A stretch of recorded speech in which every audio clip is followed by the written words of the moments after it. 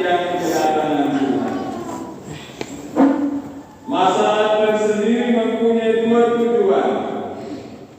Tujuan pertama, untuk mengarahkan umat beriman supaya menantikan kedatangan Tuhan yang kedua pada akhir zaman dengan penuh harapan.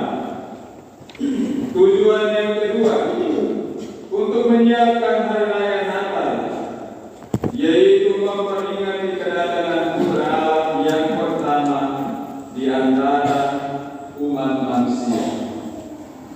Sebagai lambang persiapan bagi menyambut kelahiran Yesus Kristus pada hari raya Natal, maka selama 4 minggu masa Advent dipasang lingkaran Advent dengan 4 lilin.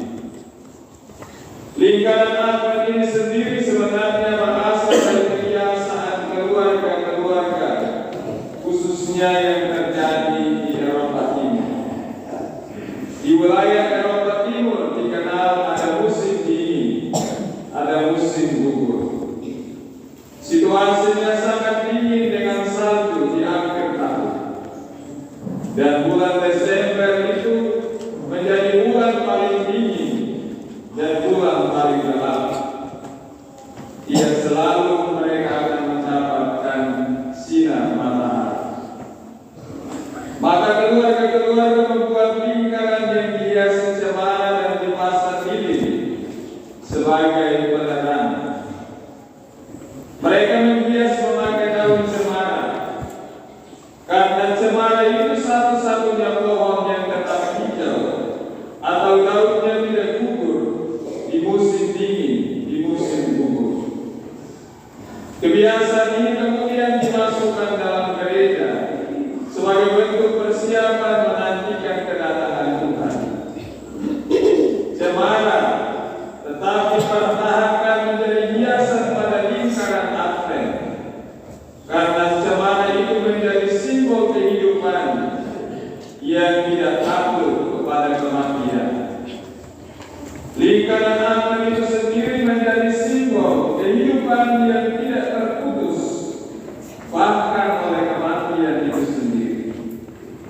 Sementara lilin menjadi lambang kehangatan dan juga lambang pengharapan akan Kristus sendiri.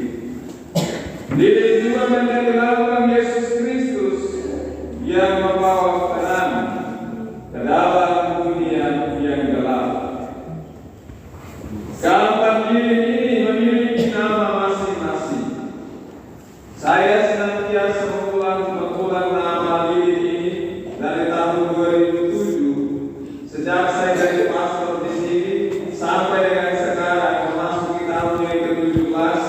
Mudah-mudahan umat beriman ini dari SD, SMP, SMA, mahasiswa yang sudah tamat, yang sudah bekerja, yang sudah tua tahu akan nama lilin ini.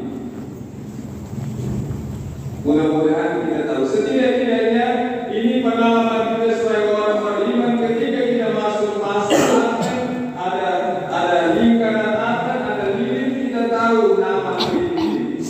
Dan orang lain yang kita kan kita tahu, kita berdebat, saya omongin dari 2007 sampai dengan sekarang. Sudah masuk tahun yang ke-17, sudah itu kau sendiri buat berkala tidak tahu. Ada yang hanya tahu SD, SMP, tidak tahu lagi. Pengetahuan tentang kesana atau ke apa kekayaan gereja Katolik ini perlu diketahui oleh semua orang, bukan orang sekolah agama, tetapi oleh semua orang. Lilin pertama namanya lilin Buat para nabi. apa? Buat para nabi. Apa? Buat para nabi. Lilin kedua namanya Bethlehem. apa? Bethlehem. Lilin apa? Bethlehem. Lilin ketiga namanya Gembala. namanya Gembala. namanya Gembala. lilin keempat namanya Lilin malaikat. nama apa? Lilin malaikat. Bapak dan Mama umat berharga yang terkasih dan tersayang. Ternyata sampai pada tahun yang keempat, mulai dari yang lalu sebelum tahun satu ratus sudah ubat meninggal dunia belum mengenal Allah ini. Mudah-mudahan sampai kita meninggal dunia sampai itu tidak lagi. Jadi kita masuk dalam sebuah lilin pertama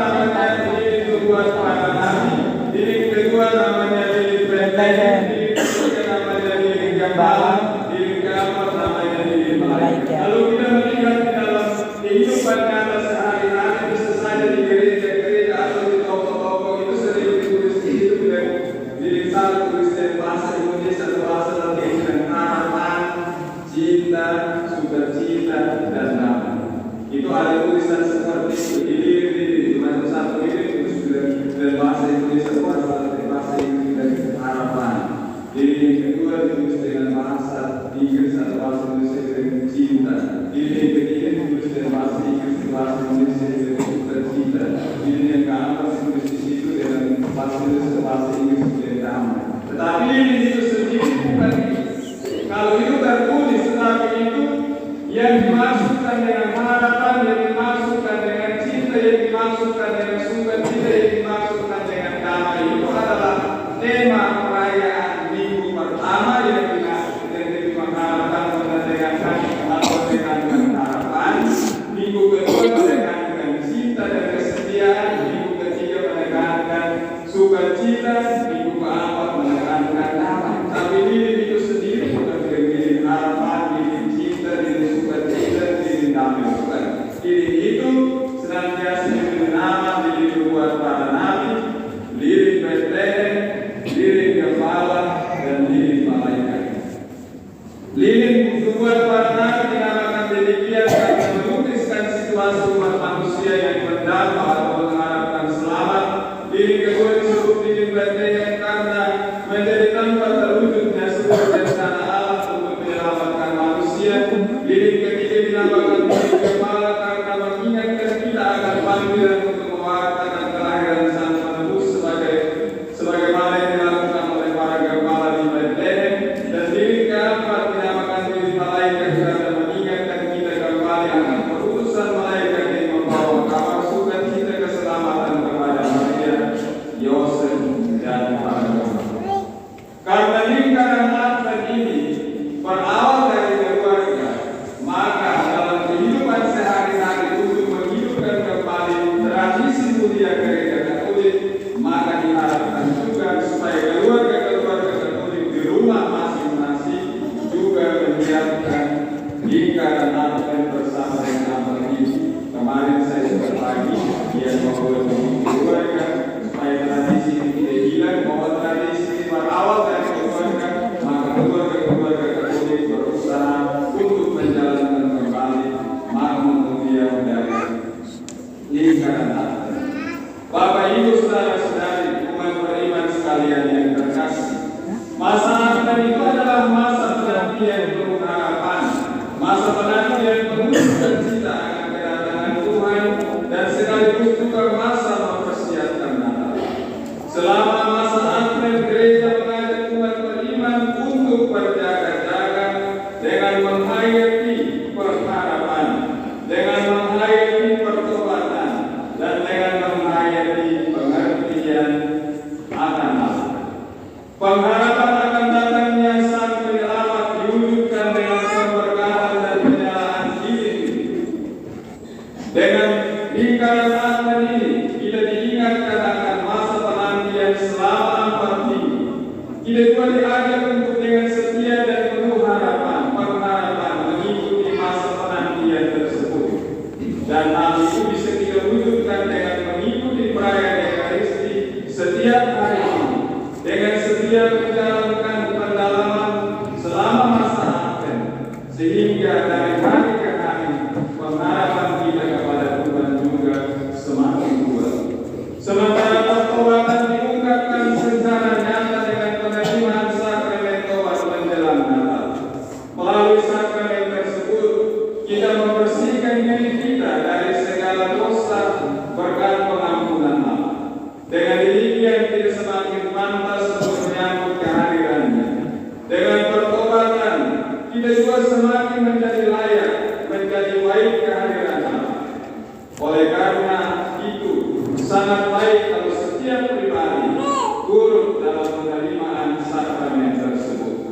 Sementara pengertian akan Allah perlu terus diusahakan melalui pewartaan sabda maupun kegiatan-kegiatan lainnya. Ada tema-tema terutama dalam masa Advent yang perlu diperdalam untuk semakin memahami kehadiran Tuhan dengan kehidupan nyata.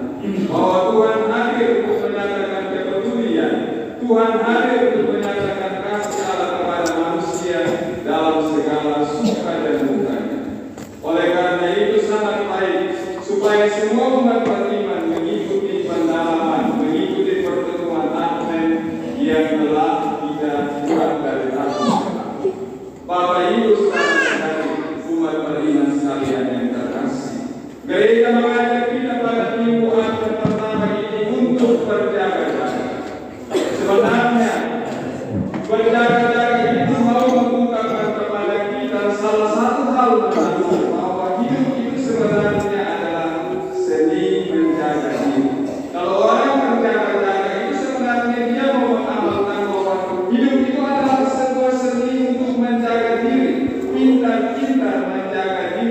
menjaga pikiran, menjaga hati, dan menjaga perilaku.